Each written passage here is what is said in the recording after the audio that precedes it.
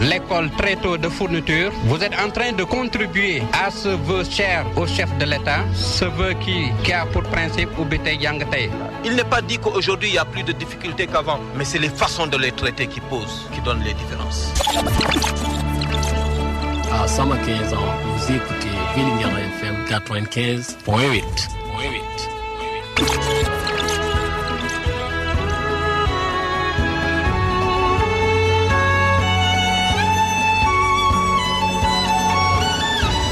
Mais l'économie amee au gasi, himbe amee be gasi, ça ne peut pas continuer.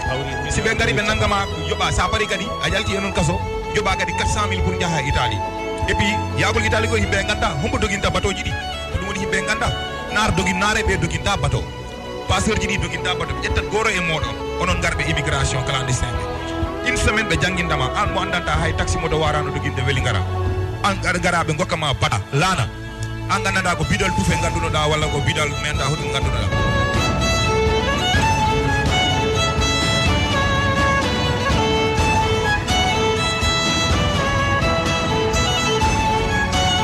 ko menen taxi manjidin menen wonbe do Vélingara sincèrement parler sa yi hande men ngari do ko holdirgol mette amen parce que ngal angal men tappi men taxi manjidin hande o men presi ngal angal o tabbini men parce que hande menen taxi mani se men wondo himen soda plaque chaque fin du mois himen yoba quittance 1500 te ka dum do wona inna wiide on kalsi men hoccaymo kalsi on ko men immoto bimbi adon andi do no way taxi manjidin bien vrai que no heewi parfois pour heba sakkal no satti donc non jodi ke wi malli nyami kalis o ala hen preuve labdum ko jodagol no bonna inde parce que jodagol haala ko welima no weli haala wela watta wela kundugel juri terel toke.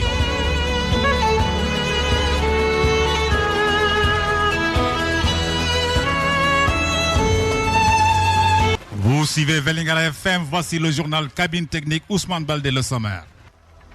Le service d'hygiène de Vélingara a procédé ce mercredi à l'incinération de produits impropres à la consommation d'une valeur de 3 millions de francs CFA. Les membres de l'ASC Rakadjou du quartier Sinthian-Houlata de la commune de Vélingara ont choisi comme marraine de leur association Astoudiaït, responsable local du Grand Parti. Ils étaient en conclave ce mercredi. Les exploitants forestiers de Vélingara sont très remontés contre les autorités des eaux et forêts du Sénégal. Ils sont accusés de favoriser les exploitants forestiers de Tambacounda. Voilà le sommaire de développement dans une poignée de secondes. Le journal Babacar Diouf. Avec la complicité technique de Ousmane Baldé, nous ouvrons ce journal par le service d'hygiène de Vélingara qui a procédé ce mercredi à l'incinération de produits impropres à la consommation d'une valeur de 3 millions de francs CFA, de produits constitués de lait, d'huile de Jimbo bouillon entre autres. La cérémonie d'incinération a eu lieu ce mercredi au dépotoir d'ordures de la commune en présence du représentant du maire, du lieutenant Keita du service d'hygiène et des éléments des sapeurs-pompiers. Je propose d'écouter le lieutenant Keita de la sous-brigade d'hygiène de Vélingara au micro de votre serviteur. Ce matin, nous avons procédé à l'incinération des produits qui ont été saisis durant l'année 2016. Donc, c'est des produits qui sont saisis au niveau des commerces. Et c'est des produits qui sont constitués de divers articles, des produits laitiers, de la mayonnaise, donc des beurres de cuisine, des bouillons de cuisine. Donc en tout cas, pratiquement la plupart des articles qui sont vendus au niveau des boutiques sont constitués donc de ce lot de produits qui a été incinéré ce matin donc au niveau du site. Donc la valeur estimée de ces produits s'élève à environ 570 000. Et aussi en plus de ces produits, la coopération avec les pharmacies fait que donc même s'il y a des produits à ce niveau-là, ils nous les reversent donc pour qu'on puisse effectivement procéder à une incinération saine et qui puisse respecter donc vraiment la plupart les conditions. À l'instant même, le lieutenant Keita du service d'hygiène de Vélingara, je rappelle qu'il sera l'invité de la rédaction en fin d'édition. Les membres de l'ASC Rakadjou du quartier Sinthian-Houlata de la commune de Vélingara ont choisi comme marraine de leur association Astoudiaït, responsable local du Grand Parti de Malik Gakou. Ces jeunes ont décidé de soutenir cette dame qu'ils considèrent comme un modèle. Pour Ousmane Diallo, le président de l'association Rakadjou, s'en explique. Donc, bienvenue à notre grand sœur là qu'on avait pris marraine. Donc on est bien content qu'elle nous a venu de nous répondre l'invitation. Quand même, c'est pour cela que nous on est content que bienvenue d'abord quand même. Ouais, allez.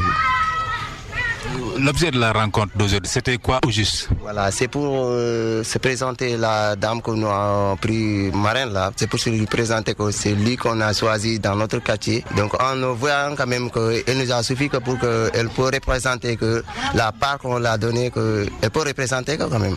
C'est pour cela qu'on l'a choisi quand même. Oui, Inch'Allah.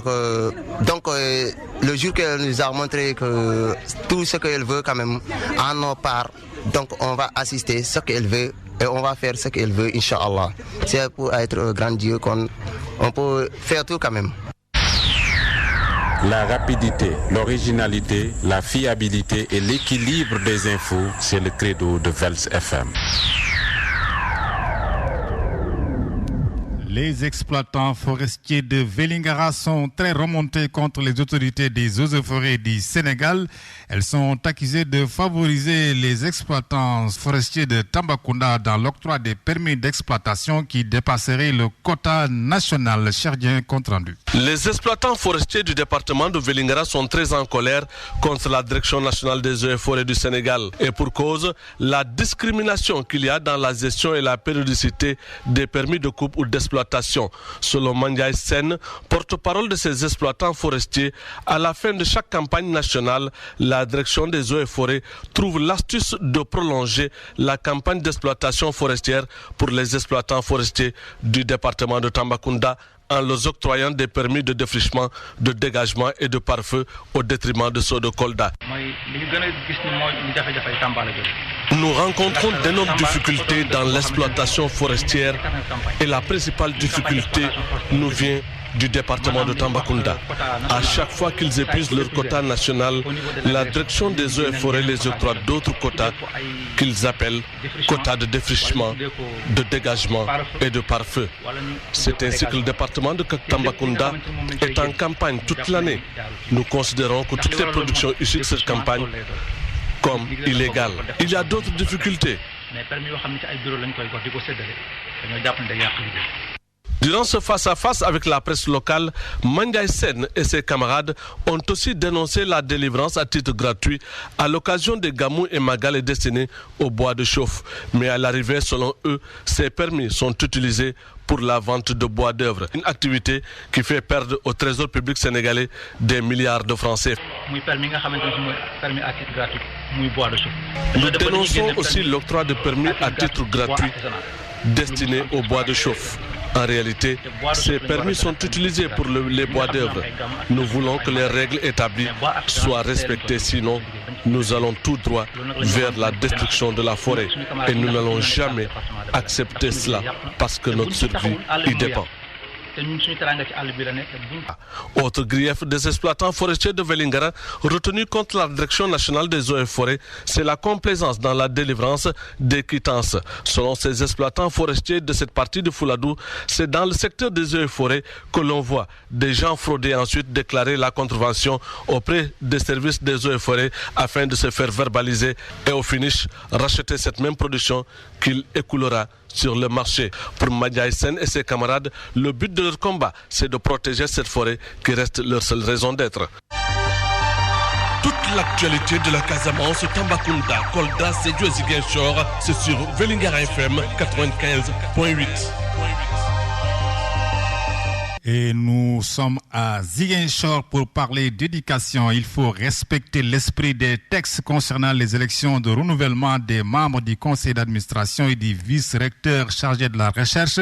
C'est la position du CIDES de l'université Hassan Sek de Ziguinchor qui faisait face à la presse ce mercredi pour alerter sur les tentatives de manipulation. Boubacar Sarr, membre du CIDES, porte-parole du jour, au micro d'Alexis Sagna. À l'origine, quand l'université a été mise en place en 2007, au démarrage, l'université souffrait d'une carence en personnel enseignant, chercheur de rang A. Ce qui a fait qu'autour d'un consensus fort, nous étions d'accord pour que l'ensemble des enseignants, le peu de rang A qu'il y avait, plus les rangs B, on constitue un collège unique. Ce consensus a fait que nous avions pourvu et mis en place un conseil d'administration qui a fonctionné jusque-là. Mais il se trouve que à ce jour, il a été convenu de pourvoir au renouvellement d'un vice-recteur et au renouvellement de 2, 3 ou 4 enseignants qui sont partis par ailleurs. Mais la difficulté venait du fait que les deux syndicats ne partageaient plus ce même point de vue consensuel. L'un voulait qu'on organise ces élections sur la base de ce consensus, à savoir le SAES, tandis que le SUDES voulait qu'on organise les élections conformément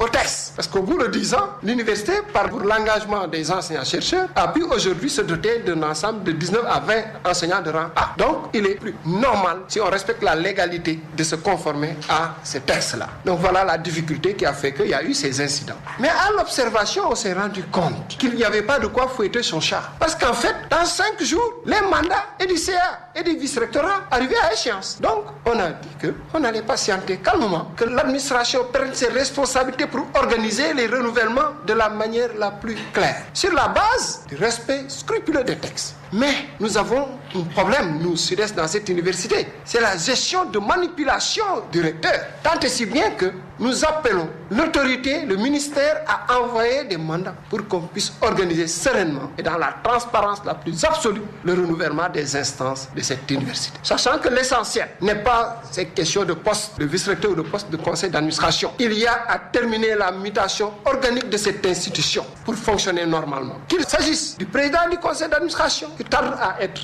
mis en place, qu'il s'agisse du conseil académique que nous devons mettre en place. Sachant que la finalité ultime, c'est la formation que nous avons à offrir à nos étudiants. De l'éducation à la santé, il n'y a qu'un pas de franchi et nous allons à Sédhiou pour parler de show. Ce n'est pas le show de Joundour, mais c'est le nouveau projet lancé à Sédhiou d'une durée de 4 ans et demi pour lutter contre la mortalité maternelle et infanto-juvénile très accrue dans la région de Sédhiou. Au-delà de la sensibilisation et de la formation, ce projet va renforcer les structures de santé en équipement pour une meilleure prise en charge de la mère et de l'enfant. Madame Sornadia, chargée du programme, s'en explique au micro d'Amadou Bambadramé. Donc c'est un projet de renforcement des résultats en santé maternelle et néonatale, donc qui a été financé par le Canada à travers les Affaires mondiales Canada. Les volets qui seront concernés sont d'abord le volet demande. Donc il faut qu'on mène beaucoup d'activités et voir sur quel levier s'appuyer pour que les populations aillent précocement vers les structures de santé. Un renforcement en équipement par rapport à la prise en charge du nouveau-né, de la mère du nouveau-né, et aussi par rapport à la formation et au renforcement de capacités en PCME communautaire et d'autres domaines qui concernent la santé maternelle, néonatale et infantile, mais aussi la santé de la reproduction pour les ados jeunes. Parmi les stratégies à mettre en œuvre, Kisuma Djedjou, responsable de la supervision du projet Show, a évoqué la création des associations d'épargne de crédit et la mise en place d'une forme de communication par téléphone qui permet à la sage-femme de suivre les femmes enceintes. Kisuma Djedjou est au micro d'Amadou Bambadramé. Les stratégies qu'on doit mettre en œuvre, c'est la création des AVEC, donc les associations villageoises d'épargne de crédit, donc qui consiste à regrouper les femmes. Donc elles vont se cotiser ensemble. Donc au bout d'un an, elles se partagent l'argent qu'elles ont épargné. Cet argent pourrait donc leur servir donc de faire des activités génératrices de revenus. Mais il faut dire que également Africaire a eu à mettre ici le Comcare. Le Comcare, c'est une stratégie qui utilise la téléphonie mobile, donc qui va permettre aux femmes enceintes d'être enregistrées donc, et d'être orientées au niveau des structures de santé. Vélingara FM est présente sur le net à l'adresse www.velsinfo.com, un site pour toute l'actualité locale, régionale, nationale et internationale. À présent, nous allons à Kolda pour parler de la lutte contre les pires formes de travail des enfants. L'Union de la jeunesse démocratique Alboury Ndiaye UJDAN œuvre pour la préservation des droits des enfants. Cette structure des jeunes du PIT a organisé une conférence à Kolda sur les pires formes de travail des enfants à l'école Joseph Baldé, 6 au quartier Bounakan. Objectif, sensibiliser les enfants sur le droit mais aussi leurs parents contre les pires formes de travail qui nuisent nuisent à la santé et à la mortalité des enfants. Mafalfa, le secrétaire général de IJD, Dan, au micro de Pape Kadjeli Badji. Ça fait longtemps que nous avons constaté qu'il y a beaucoup d'enfants dans la rue. Et vraiment, c'est un phénomène vraiment désastreux. Parce que si nous savons que l'enfant est l'avenir de demain et que l'enfant est sacré, vraiment, nous devons tenir compte de ça. On a vu aussi qu'en dehors de la mendicité, on fait travailler les enfants. Et ceci n'est pas normal. Parce que selon les rapports de l'OIT, le constat qui est fait est que 1 378 000 enfants au Sénégal sont en train de travailler. Et c'est des enfants qui sont de 5 à 17 ans. Donc vous savez que c'est pas normal. La place de l'enfant, c'est pas les travaux qu'on lui inflige. La place de l'enfant, c'est à l'école pour sa formation. On ne peut pas vouloir avoir une bonne société et qu'on néglige nos enfants. C'est pas possible. Il faut que nous leur donnons une bonne éducation, une bonne formation pour que nous puissions avoir une bonne société capable de relever les défis de demain. Écoutez toute l'actualité nationale et internationale sur Vélingara FM, la radio de la paix. L'actualité nationale et internationale et les domaines de Youssouf Konté que j'accueille à l'instant même. Bonjour Youssouf. Voilà, nous démarrons par la République démocratique du Congo où le bilan des affrontements fait état de 26 morts en 8 jours.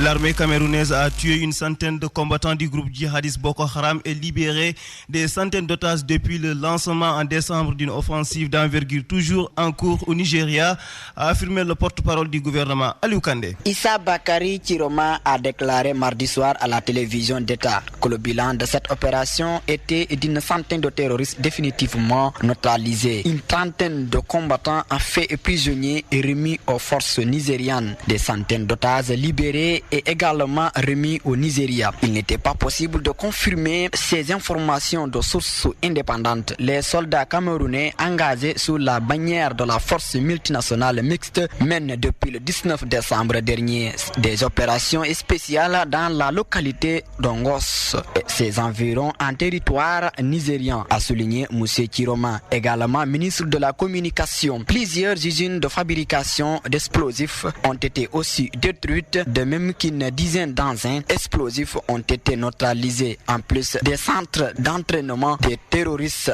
démantelés, a avancé M. Chiroma. Voilà, il s'agissait de Boko Haram au Cameroun. Une centaine de membres de ce secte ont été tués. Maintenant, Youssou Konté, nous parlons des bilans des affrontements qui fait état de 26 morts en 8 jours et c'est en République démocratique du Congo. Tout à fait, comme vous l'avez dit, toutes nos excuses, c'était Aliou Kandé. Donc nous poursuivons ce journal. 26 personnes ont été tuées en 8 jours dans des affrontements entre les forces de sécurité et les partisans d'un chef traditionnel tué en août au centre de la République démocratique du Congo, selon un bilan des autorités provinciales. Le bilan depuis le début de l'année 2017 est de 26 pertes en vies humaines, dont 4 civils, 9 éléments de force de l'ordre et 12 miliciens, ainsi que l'époux du chef de groupement, selon un communiqué du gouverneur Alex Kandé de la province de Kasaï central. Monsieur Kandé déplore, je cite, le mouvement insurrectionnel de Kamwina s'est poussé anarchiquement transformé en guérilla meurtrière. Fin de citation. Accusons les miliciens d'enroulement forcé de mineurs, l'utilisation des enfants et des femmes comme bouclier humain, l'interception des trains, la destruction méchante d'édifices publics, 6 armes AK-47 et 14 fusils de fabrication artisanale ont été saisis selon le communiqué. Lundi, lors de la reprise des enseignants dans les écoles de Kananga, capitale de Kasaï centrale, des heurts avaient éclaté entre les forces de sécurité et les miliciens qui empêchaient aux enfants de suivre les cours. 3 corps ont été retrouvés près de la rivière Ganza, dans la commune de Ganza, selon un responsable provincial sous couvert anonymat, corroboré par plusieurs témoignages d'habitants. En Gambie, Yaya Jammeh nomme un médiateur. Le président Yaya Jammeh a annoncé la nuit dernière la nomination d'un médiateur gambien afin d'apaiser le climat. Cette nomination intervient au moment où Jammeh essuie un revers judiciaire puisque la Cour suprême n'a pas pu se prononcer hier sur les recours électoraux qu'il avait déposés à la veille de l'arrivée des émissaires de la CEDEAO. Cette nouvelle déclaration déclaration donne l'impression que le président sortant cherche à gagner du temps. Cécile Marème Ndiaye. Dans une déclaration diffusée cette nuit sur la chaîne officielle, Yaya Jammeh se présente comme un président responsable, voulant faire du respect de la Constitution sa priorité. Je cite, « Je prendrai toutes les mesures possibles pour défendre la Constitution ». Fin de citation. Sur cette lancée, Yaya Jammeh annonce la nomination d'un médiateur général. Il s'agit de Moussa Diallo, qui occupe le poste de secrétaire général de son gouvernement. Il a 3 mandats. Assurer la bonne marche des services publics, discuter avec tous les acteurs politiques et travailler avec le ministre de la Justice et l'Assemblée nationale à l'élaboration d'une loi générale d'amnistie. Le ton de ce discours veut rassurant, mais les échéances se resserrent. Le mandat de Yaya Jammeh prend fin le 18 janvier. Fraîchement nommé, le médiateur gambien sera un nouvel interlocuteur pour les émissaires de la CEDEAO qui seront à Banjul vendredi. Des émissaires qui misent sur un dernier dialogue pour le convaincre de quitter son poste pacifiquement. C'est tout, Youssou Konté. Babacar, c'est tout pour cette synthèse de l'actualité internationale. Youssou Konté.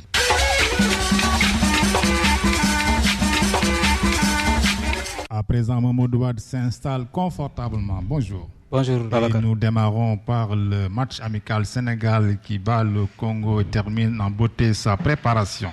Le Sénégal a fait une bonne première mi-temps en gardant la possession du ballon. Diao Baldé Keita marque à la 22e minute du jeu sur une passe décisive de Sadio Mané. Les Lions pleins d'Aliou Cissé ont dominé les Diables Rouges en deuxième période avec le premier but de Pape Alioune Ndiaye à la 46e minute. Les Lions donc ont terminé leur préparation en beauté. Ils iront au Gabon ce jeudi pour entamer la CAN avec leur première rencontre contre la Tunisie dimanche prochain à 19h GMT. Et puis Ligue 1, bilan à la trêve, Génération Foot, le patron.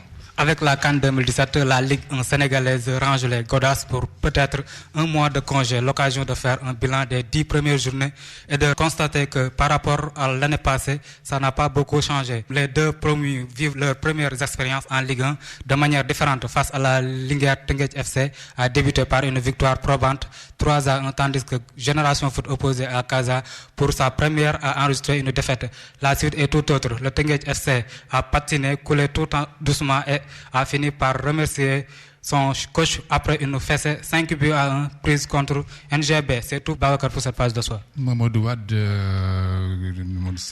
à 3-4 jours de la Coupe d'Afrique, quel pronostic faites-vous pour nous? Bon, en fait, comme vous l'avez dit, à 3 jours de la CAN 2017 au Gabon, en fait, les Lions ont bien préparé le match. Reste à donc les joueurs vraiment de faire une bonne entrée et de nous amener la Coupe. Merci, Mamadou Wade.